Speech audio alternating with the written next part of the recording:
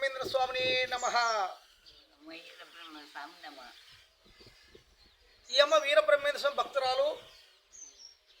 సుమారు ఈ అమ్మ వయసు వచ్చేసి 100 సంవత్సరాల వయసు ఉంది.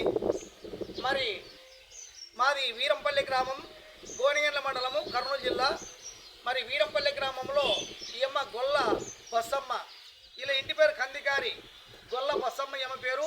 మరి ఈ అమ్మ ఇప్పుడు కూడా బెల్లం చెరుకులు అమ్ముతుంది. సుమారు 100 సంవత్సరాలు.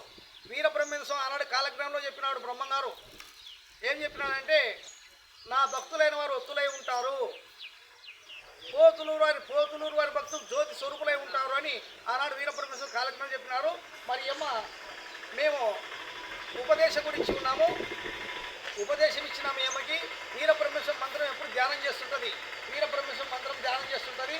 మరి ఇప్పుడు కూడా బెల్లం చెరుకులు అమ్ముతుంది అమ్మ. మరి ఎందుకంటే వీరబ్రహ్మేశ్వర భక్తురాలు. మరి ఆనాడు బ్రహ్మంగారు చెప్పిన, నా భక్తులైన వారికి ఏ హాని కల నేను నా భక్తుని రక్షించుకుంటాను.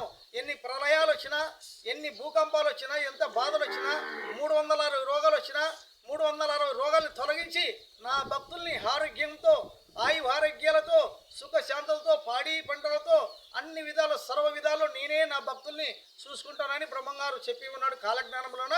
మరి అదేవిధంగా ఈ అమ్మ వీరబ్రహ్మేశ్వర భక్తురాలు. మరి ఇప్పుడు కూడా బెల్లం చెరుకు బెల్లం చెరుకు తింటుంది. కాబట్టి బ్రహ్మంగారి భక్తులకి హాని కలగదు, ఏ ప్రమాదాలు రావు. కాబట్టి భక్తులారా అందరూ మీరు కూడా తెలుసుకోండి.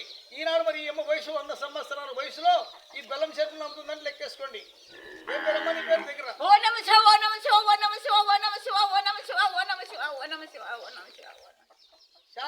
శాంతి స్వామి. చూడు వీరబ్రహ్మేశ్వర భక్తులు ఇలా అక్కడ వీడియోలు అట్లా వీడియో.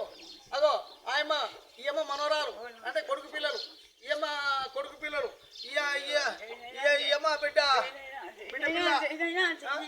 తర్వాత మరి బ్రహ్మంగారి భక్తులకి ఏ కష్టాలు రావు. అందరూ మంచి మార్గంలో నడుచుకుంటే ధర్మాన్ని కాపాడడానికి దేవుడు వీరబ్రహ్మేశ్వర వీరభోగ వసంతరాలై వచ్చి ఉన్నాడు. ధర్మాన్ని కాపాడుతాడు, నీతివంతుల్ని భక్తులు కాపాడడానికి బ్రహ్మంగారు కంకణం కట్టుకొని ఉన్నాడు. భక్తులైన వారు ఏ ప్రమాదాలు రావు. భక్తులైన వాళ్ళు ఎప్పటికీ ఎదపడితే అవసరం లేదని మేము వీరబ్రహ్మేశ్వర స్వామి అనుగ్రహం చేత దయకరంతో చెప్తున్నాము. మరియు సర్వే జన సుఖినో భవంతు, లోక సమస్త సుఖినో భవంతు.